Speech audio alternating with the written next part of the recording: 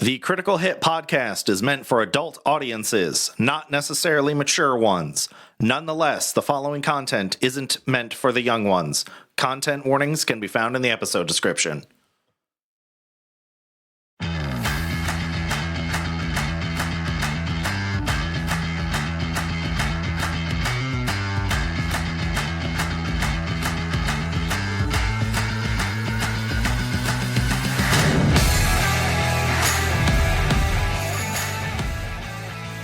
Hello, world, and welcome to another episode of Critical Hit, a foul-mouthed podcast where we talk about everything. I'm your host, Brett King, and with me always is Crimson and Chrono Warden. Welcome back, y'all. Tonight, we are undertaking our greatest task, picking mythical creatures and legendary creatures. I said creatures twice. And pitting them against each other in pitched combat. This is the Mythical Champions. Spoiler alert, my pick is The Undertaker. What? Because we're Undertaker. No, it's not. I was like, the wrestler? Yeah, this would be quick.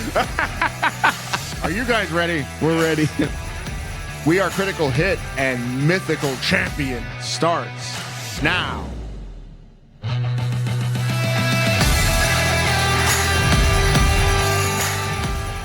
Before we begin, Sorry. you fucking pig. We have we're getting back into our segment. It's actually one that I'm excited for, but not really. We are back on Wax Snacks. So welcome back to the segment where we decide if this snack is whack or does this snack track. And this time, I bring to you something near and dear to my heart as I saw it and immediately was like, this is going to be it. This is... What the fuck is that? Pickle cotton candy? Yeah, What dog. the fucking hell? This is apparently pickle-flavored cotton candy. Now, as a little aside, when I see these... I just get them. I don't read reviews. I don't do anything like that because this has to be 100% of a surprise. Holy shit. Evidently, this is pickle cotton candy. It looks like it's from a company called Chocolate Storybook. There is a rabbit as its logo. They want to give you a little dill pickle. Yeah, so remember when I told you? Yeah, so they're giving you the pickle like the hum. Are you ready for this to get some pickle in your mouth, apparently? You know what? It wasn't what I was expecting, so we'll see how this goes. Yeah. I was expecting bugs. Well, see, I don't want to be so predictable, so there's a lead up to this. Eventually, you're going to be eating bugs, but not today. I still reserve the right to punch you if it's particularly fuzzy. I don't. Well, this is particularly fuzzy. It's motherfucking cotton candy. Punch him. Hit him right in the fucking face. No, that doesn't I'm count. gonna dead arm him. Okay. So it is stark green. So let's get that out of the way. I thought it was mint for a second. I was like, okay, that's not too bad. No, that would be way too easy. I can't get a smell on It it. doesn't even smell like pickle. It's got the faintest dill pickle smell. It does. It smells like the vinegar Get on an close. afterburner. Put it right up to your stash.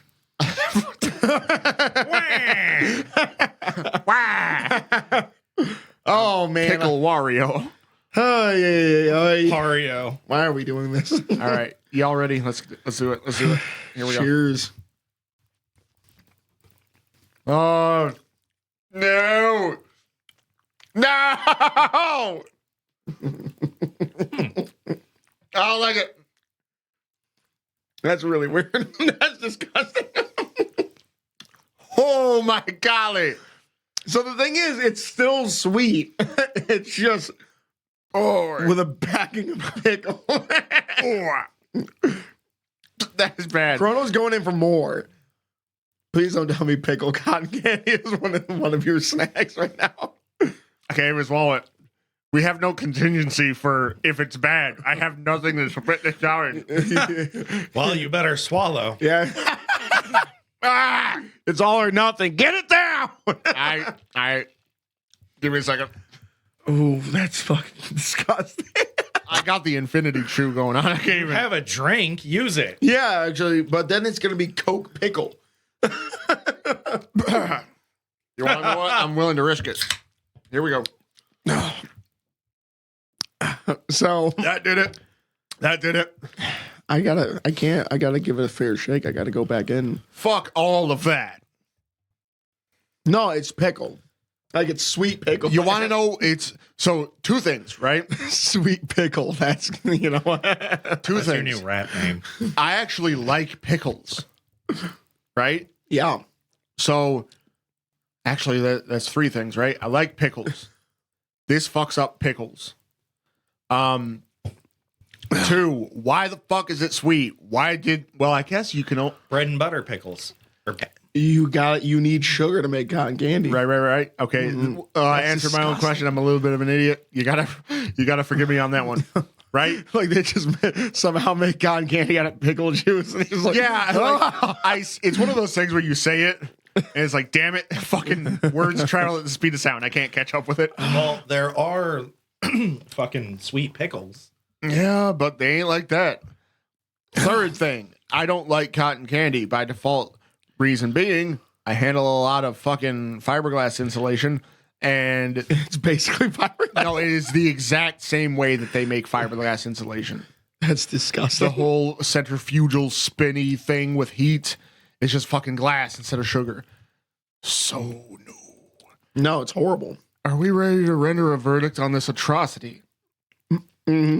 So before we do, I will say I actually don't like cotton candy either, but I don't mind this. You're fucking What the insane. hell? Absolutely insane. I don't know why. I'm gonna go for a third. Wah! This is wild. This is wild. Is this a split table? Oh, Lord. Okay. Let's render this verdict. What do we think? Fucking whack. I think this snack is whack. Why are you thinking, grown up? So, They have the green swirl on the top of the can. It looks like you know what? I'm gonna say it tracks. No Fuck fucking me. way. Wow. Okay. It's interesting. You know, I'll give you that. So, Like it's not. I wouldn't say it's good, but it's not a bad flavor profile. That is absolutely insane. I don't know how I feel about that. I mean, yeah. Okay, so I guess I'll give you the fact that it's like I didn't throw up. So there's that. Yeah. So here's the thing. I'll leave a link to where I acquired. I ordered off of Amazon, nothing special. But I'm sure the company probably also has a page of some kind. I will link on the Twitter. And you can acquire that and hopefully better flavors, unless you're Chrono, of cotton candy. I mean, the fact that I don't like cotton candy means I would never buy it personally, but I wouldn't be mad if somebody gave me some. That's absolutely insane. Oh, we're gonna have to get the. I mean, I bought it, so that cotton candy's going somewhere. I'm just letting you know that. I guess that does it for whack snacks. I wasn't expecting to leave you speechless so early. Yeah, I mean, that's a shocking verdict. So, And a little bit discouraging for what's to come, as we are now moving into we're going to do this as a series, and we are going to try to do this basically a battle every month, roughly.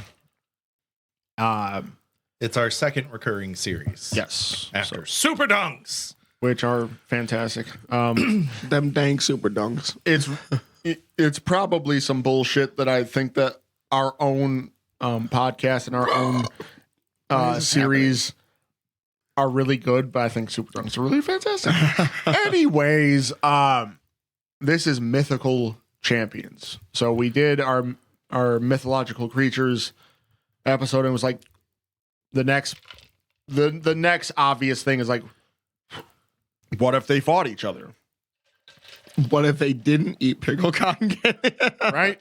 Maybe that's the true test. So we are going to go into this. We are going to Crimson and Chrono are going to pick a stable of mythological creatures. They will face off every episode, and I will render the verdict of who won and who is to be slaughtered for our entertainment and amusement. Very dramatic. So this is lethalist combatant. Yes. Most lethal combatant. Yeah, there you go. That's probably an actual word.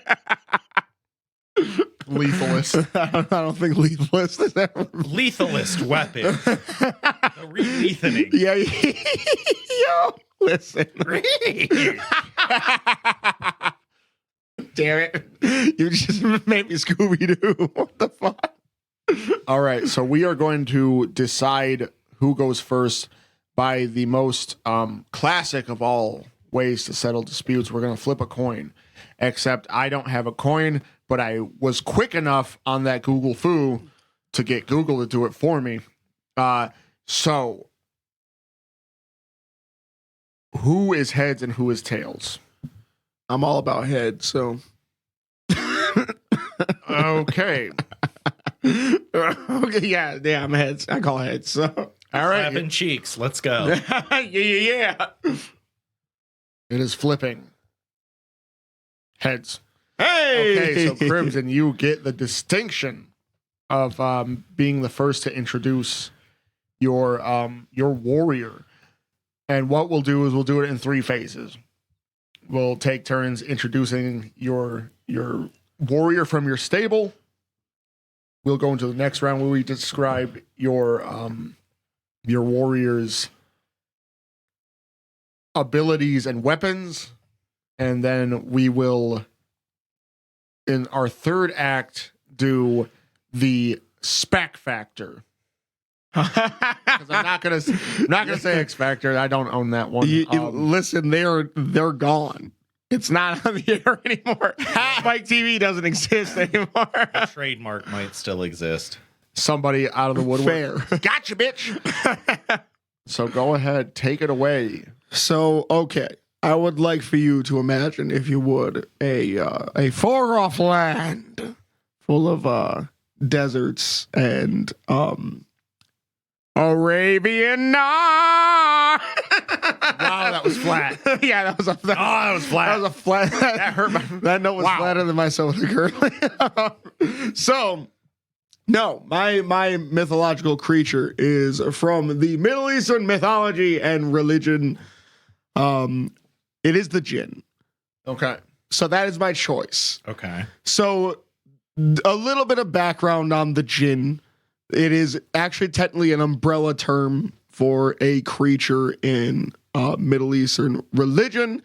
It is it actually, they exist in their own culture and they also follow other religions. Yes, they're Middle Eastern fae.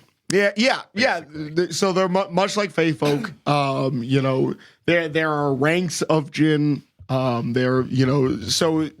the lowest rank of jinn, which I've done the discourtesy of not having immediately available, but I do know that they are much like human beings. They're not like, they're all slightly more powerful than a human, but it gets significantly more amazing as you go on. Which, I'm going to kind of go with more of the, as we know from pop culture, Ifrit jinn. So yes, if you've ever played Final Fantasy, Ifrit is a jinn. And style and everything. It's they control fire. They can, they're stronger than the average human being. So they have super strength. They have, they have super endurance. They can fly. Powers abound, right? So the thing about these creatures in lore is that they exist in many, many different forms. So there are Catholic jinn, there are Celtic jinn, there are, so it kind of spread, as a fae might be able to find their own way in life. So do jinn. They are what we know in the United States as genies.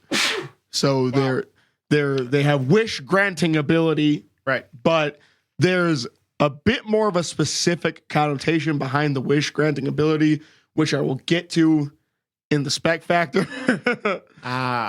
So there's a reason why they can grant the wishes that they grant. So once I kind of get into the more combative phase of it, I will start to go a bit deeper into that. But basically they are they're similar to fairies, fae, that type of thing. So if you can imagine a slightly lower level of religious figure, deity type of thing, that's your jinn basically. Okay.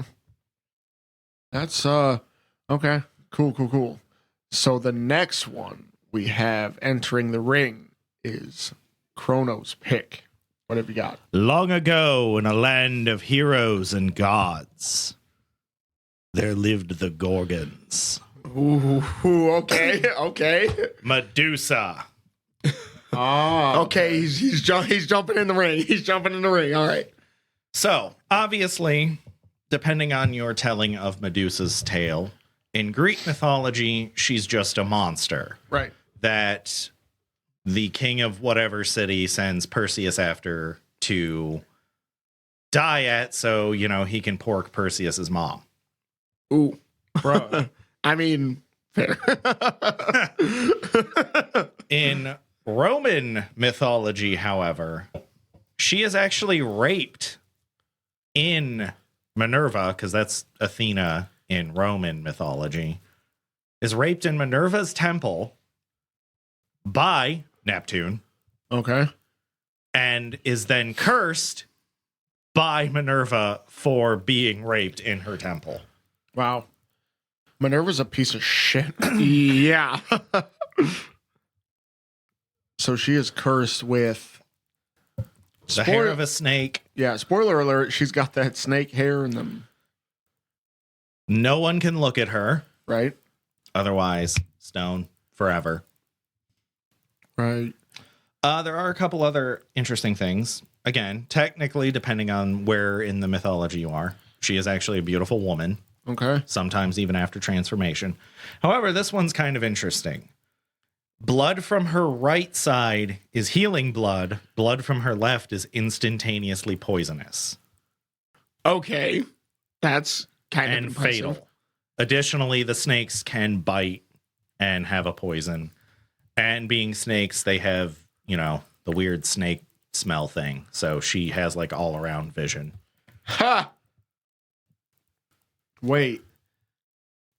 So the snakes are actually sentient. I thought they Yes. were just like, No, they hiss. They can. So here's my question. Is Medusa hot? Again, it depends on your telling of the mythology. So bring up picture. Okay, no, anyways, go on. so. Okay, so I guess I wasn't expecting a freaking Gorgon. So that's actually pretty cool, right? So we are going to go into the next round. We are going to describe their abilities and weapons and like stuff that they could use to kill you, right? And kill their enemy. Righto. So I'm going to begin with so the interesting fact about Jinn is that they were created from smokeless fire on a Thursday. Don't know why that matters, but apparently that's some of their lore, and as such they have generally control over fire, but that's on the higher level of Jinn. So if you have it, because ironically enough, Ghoul started as a Jinn thing. That's the lowest level of Jinn, very, very basic. But I'm talking about Ifrit or Marid Jinn, which have control over fire. They can fly. They have general magical ability. So as they say, the ability to channel supernatural energy to induce and manipulate events and phenomena. So Kind of like Domino. yeah, Yeah. So it's not a particular type of magic. Like it's they're not, I guess an elemental wielder besides fire. Yeah. But they do have a general magical ability. As I stated, they can fly. They have invisibility. They are technically immortal, depending on what you're talking about. So here's the thing. There is a lot of forms of Jinn that are actually quite killable. You can just stick one and kill it. So immortality, I'm going to say I'm not going to necessarily list that as a general ability. Right. That's a very particular type of Jinn, and I'm not necessarily trying to get that specific. So they can possess creatures. The humans are kind of a main thing, but they also have the ability to shapeshift. They can become animals, mostly is what they generally pick. They have the ability to physically perceive visions of future events. Okay. So they got some future sight. They can basically summon storms, which most of the time is a form of sandstorm because of their location.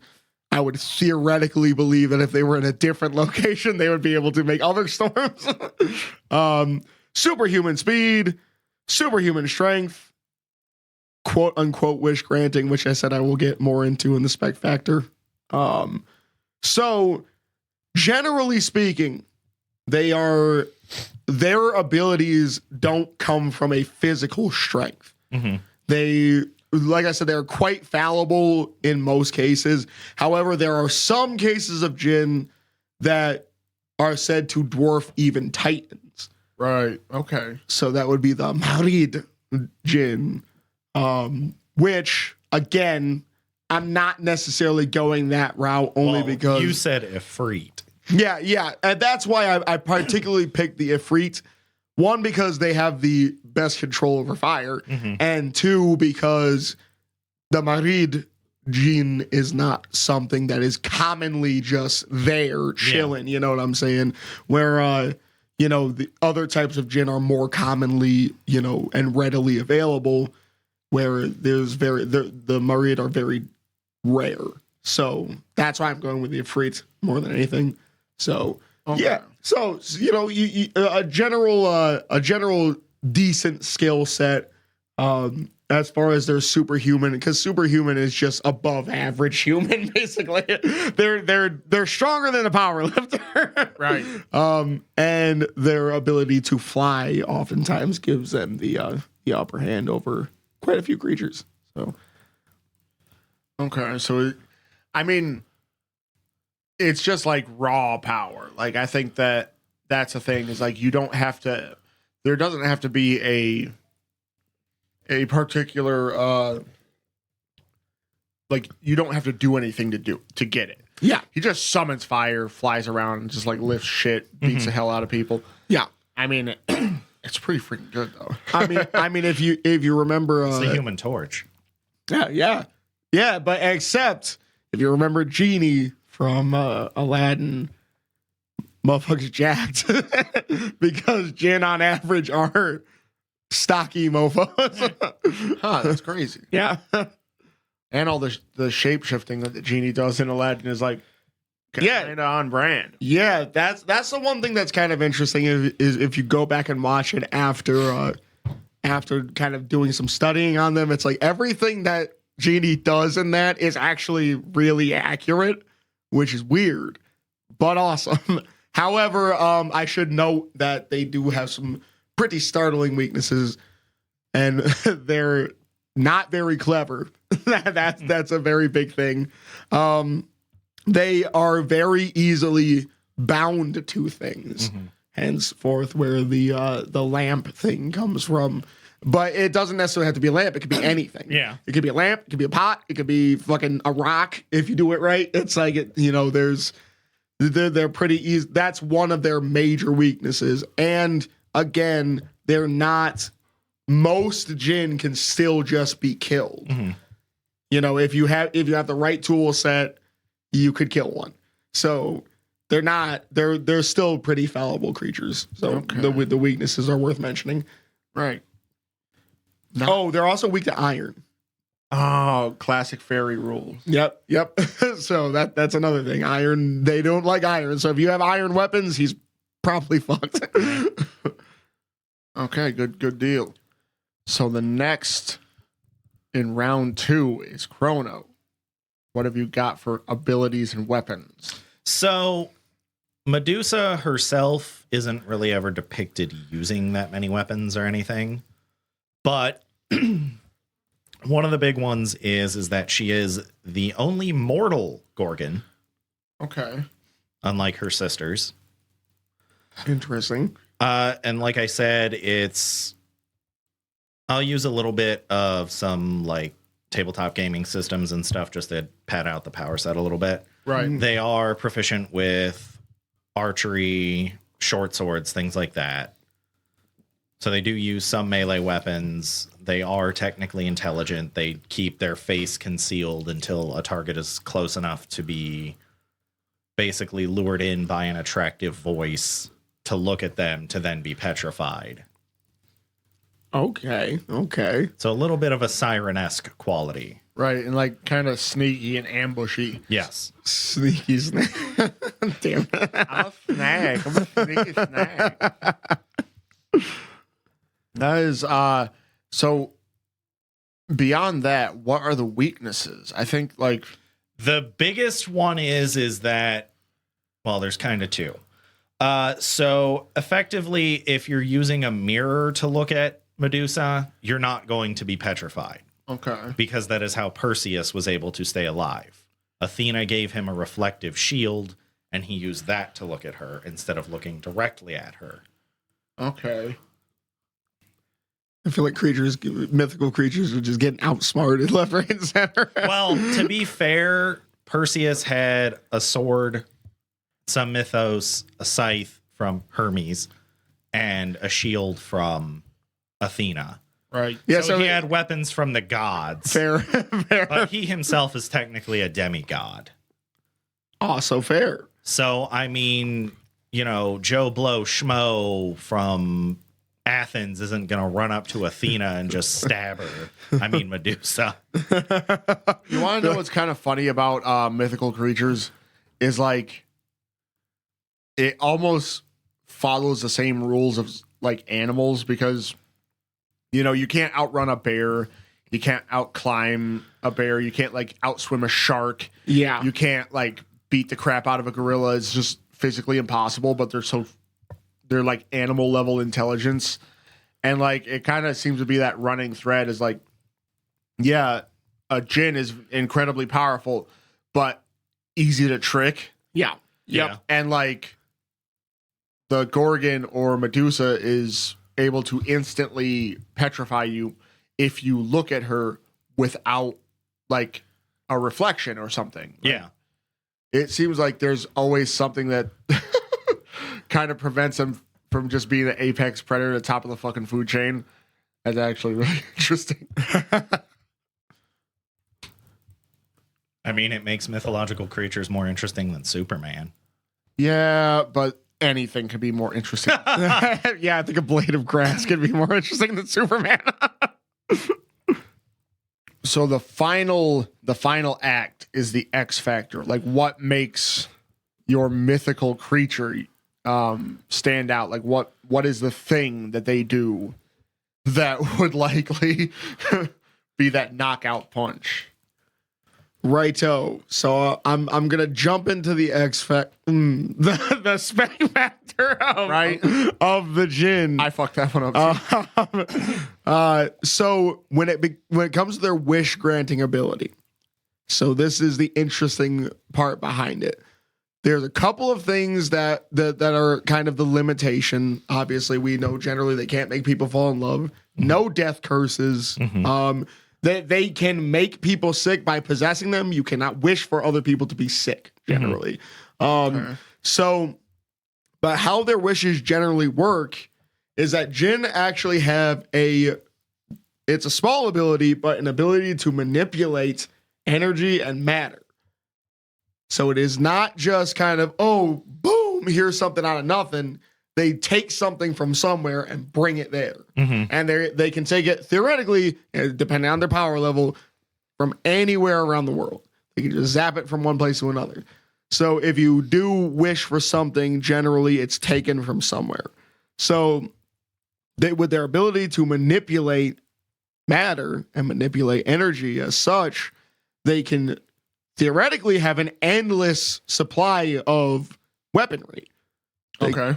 So if they needed a particular weapon, they can acquire a particular weapon through poofing it into their possession.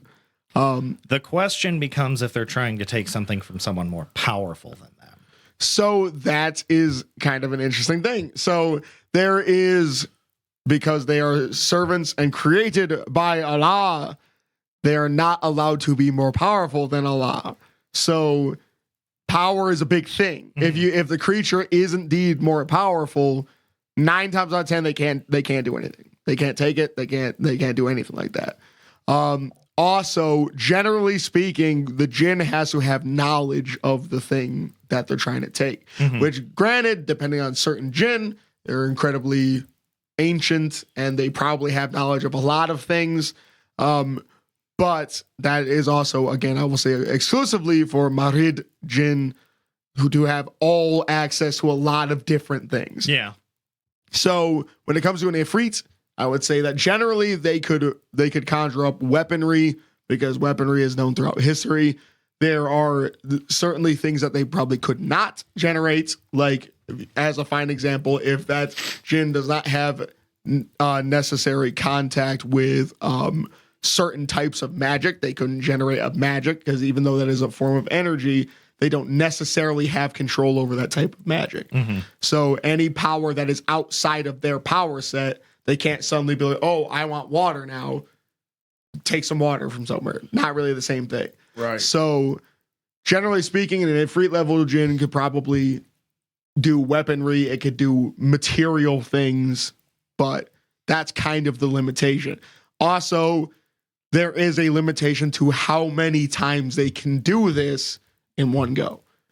And Which is kind of like the 3 wishes thing. yeah, the 3 wishes. Yes. So they can't just willy-nilly summon everything, but in a pinch, if they needed something, These motherfuckers have spell slots. these motherfuckers have spell slots. Yeah.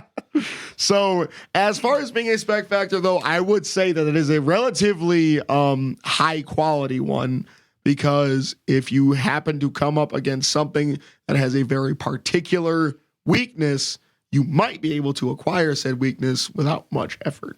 Right. Okay. But if it's taking a reflective shield from, say, Athena, might not be possible. You could get a standard mirror, though. Word. Yeah, which can be shot with an arrow. Or, yeah. Fuck you for that.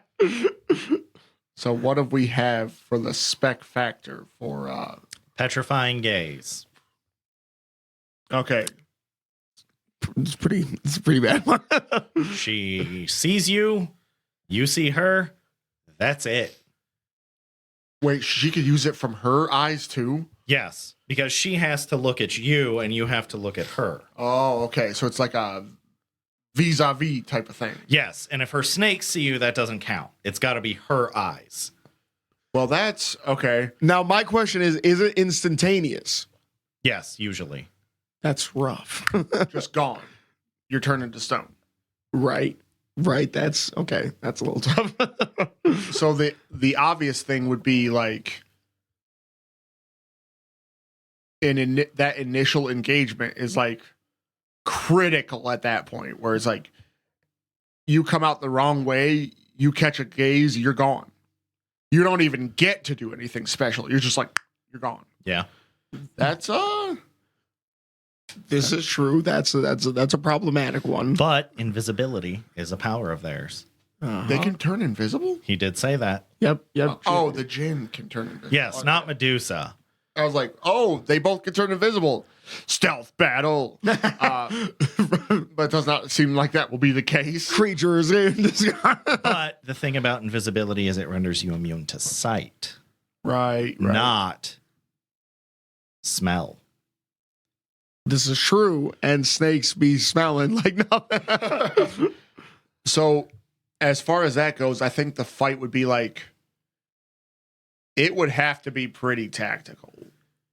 Like, there's no way that you can come right out and just kind of like slug it out. Yeah, no. So I will say this. Jin having a long history of being in multiple different places probably at least has some amount of knowledge of Gorgon. I would say a Jin would probably know, a higher level Jin would probably know not to stare at this mofo. I'm going to say there's a pretty decent likelihood. Mm-hmm. So, and I will also say that conjuring something that's reflective is not necessarily the most taxing of thing. It's not like you're trying to conjure a magical item. You're just trying to conjure something that makes it so that this thing can't look directly at you and turn you into fucking stone. But if we're also doing a thing where theoretically the three wishes dynamic starts to come into play, then if he makes a mistake with the first mirror, then that's a spell slot wasted. Yeah. Like, he would have to either use he'd have to summon the mirror so that he can like turn around and look through it to see the Gorgon. And then from there it's like summon a weapon or attack with some fire, right? Does the fire count as part of that energy? That's the fire is a free action. Thing, Yeah. yes. okay. So the other thing, storm conjuring. So there is also the ability that Medusa's hair negates storms. Some of her hair was given to someone to protect a town from a storm.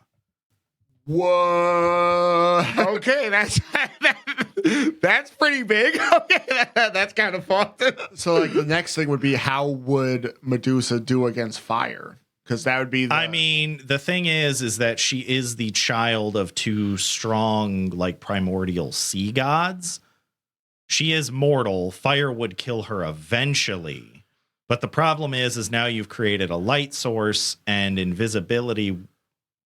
I mean, if you start lighting fires, you might reveal your location because now you're creating a source of light that is different from your invisibility.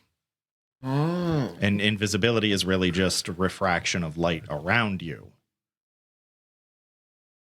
And Good point. Now What of flight though? Because hard to get a line of sight when the dude's buzzing around. I think attacking from the air would be the worst course of action. You have no cover. This is true, but Because because swift. You can also take arrows, though. Is a djinn faster than an arrow?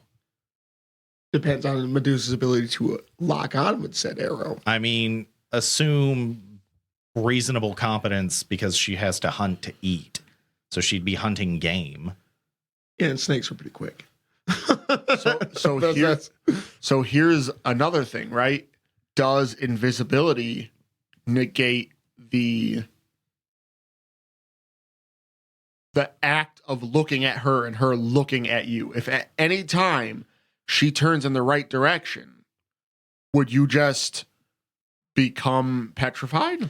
I'd make the argument if she can't see you, it wouldn't work. So invisibility does give a little bit of an edge there. Right. But you still, if you look at her while she is looking at you. So if you're invisible, you still have to turn away from her. Right. Now, what if an Ifrit surrounded itself in fire? You can't technically make eye contact through fire. I feel like that's semantics. Well, the problem there becomes, how are you attacking then? because you can't make eye contact through fire. Here's the thing. They still got super strength. Okay. They could just duke through the fire. They're not affected by it. Okay. But then you're getting bit by snakes. Who are poisonous. That's right. Fuck. Huh. Yeah, that also doesn't like. That's surprisingly more difficult than I thought it was gonna be. Yeah, that's also like a thing where if she uses her blood as a weapon, you could technically be poisoned, right? Like a djinn can be poisoned. So, I mean, even assuming you're just going on, it's a left-handed djinn punching her right side to get the healing blood, you're still going to get bit. So you only can use your left hand because you don't want to break skin on the right and risk that blood. Well, on her left. right. But we still got 2 wishes. So I'm going to say long range weaponry could be a thing. Okay. Right, where a djinn attacks with an arrow. Yeah, djinn attacks with an arrow, djinn attacks with even a particularly long spear, pole arm, something like that. I mean, because traditional weaponry is not said to be ineffective against a Gorgon. No, Perseus did kill Medusa with a sword. but at the same time, so like one of the big things about the story of Perseus was the fact that he was smart. Yes. And he did things smart. Yes. Jinn are apparently not known for their intelligence.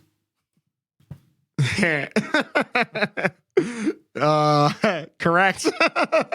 And Gorgons have the ability to use tactics to fool an enemy and turn them into stone. Yes. Like there are things that are that you have to get done in a delicate fashion because you're not physically that strong.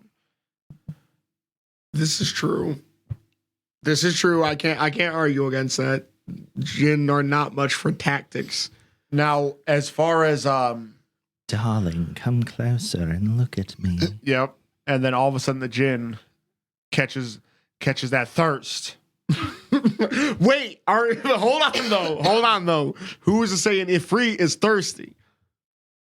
They're a My little ass throat. All that fire. I hate you for that. That was amazing.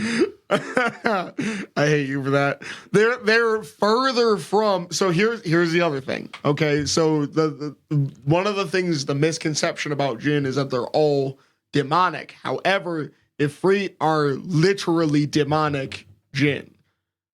So they're not necessarily in the same wheelhouse as humans as far as things of desire or anything like that. So I would say that probably won't work the same way. Interesting. I would say the other thing it would come down to would be with Medusa, does Medusa have backup ever? I mean, We'll take the story of Perseus. Did Medusa have like minions, or was it just one-on-one? So it was one-on-one. So the only backup she could really expect is from her sisters, right, who are immortal. And Perseus technically did use her head to petrify an entire court. So she's still lethal even if she's dead. that would be the interesting thing. I have one more. Okay. Dimensional displacement. He could move her somewhere else. So if worse comes to worse and you can't kill Medusa, you could certainly put her somewhere really far away. That's a stalemate, though. That is a stalemate, but you're still alive. And I would argue that's a pretty good final tactic. we'll say third wish is a sale. Right? Like any day where you get to end it above the ground is a good day, right? Fair enough. Yeah. So now I think it is time to render a verdict, right? Because we don't have those fancy fucking cutting edge battle simulators, Where they run thousands of battles. which I was pretty sure was like it almost looked like a spreadsheet or some shit. It literally was. Yeah.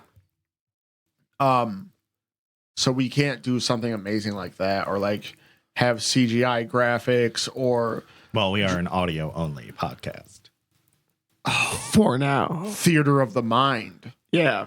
which fits our tabletop. right? Ooh, think about this. Think about this freaking battle between this Jinn and this Medusa, fire and attempted stone. I mean, she'll get you rock hard.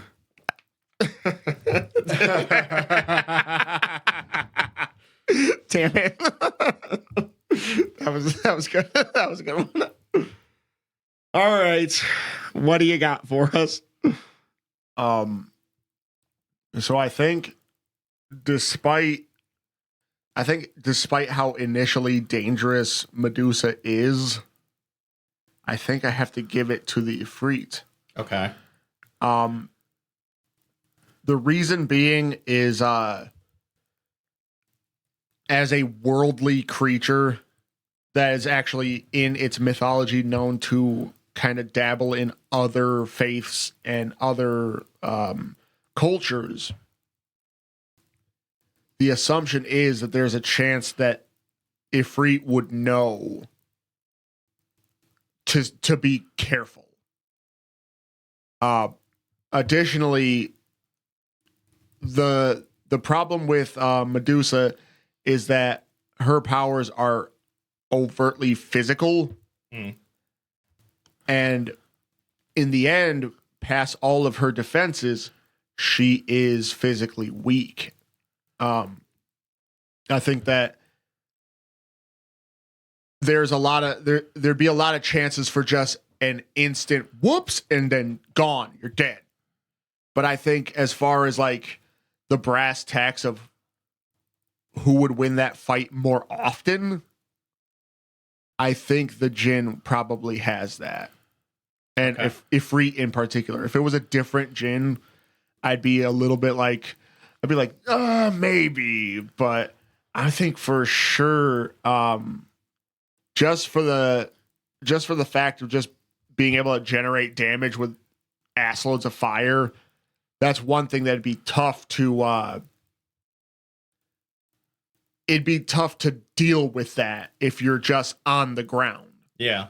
If things are getting lit up with fire all over you, like, you can't run anywhere. Eventually you're going to run out of spaces to like dodge and get out of the way. And by then it's like fairly simple to sneak one way. And like, I'm not sure of a snake's ability to smell through fire. That seems like that'd be tough to do. But if you get caught in a ring of fire and this Jinn just gets to stab at you with a spear or something like that, I mean, what more can you say? Fair. This is fair. I completely agree with your decision, not because I picked. So like the idea that the idea for this series is that they're going to keep picking mythical creatures and we're going to keep putting them against each other, and eventually there's going to be one, and it's going to be like the best fucking mythical creature ever, and it's going to be unable to be argued because I mean we did it, right? Like, shit. We did it with all of our super smart research. Yes, and no unfortunately no spreadsheet calculator app. I mean, here's the thing. If we can figure it out within the next 4 weeks. So in this case, the Jinn win. Ginny Winnie. Yeah, that's another thing. It's actually a Ginny, not a genie. What? Yep. So they're referred to sometimes as Ginny, not Genie. Huh. Genie is like the weird American mispronunciation It's of the it. English translation. You Yeah. want to know what English translations be? Like, why can't you just say Ginny? Because it doesn't really sound all that mystical It or sounds like a imposing. name. Yeah. Wait, what's up, Ginny? Like, get the fuck out of here. So for the Jin's victory, he gets like a high C box, so he gets to be gin and juice.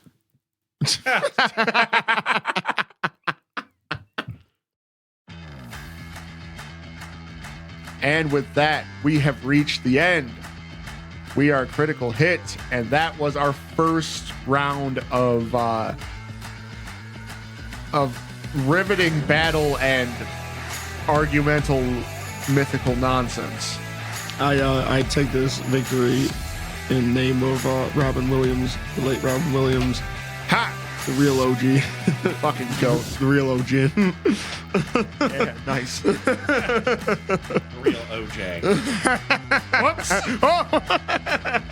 Find us wherever you find your super dunking, mythical championing, D&D railing, amazing critical podcast.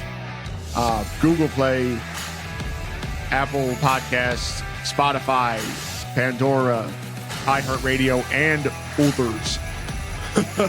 you get in the other category because you're not important enough.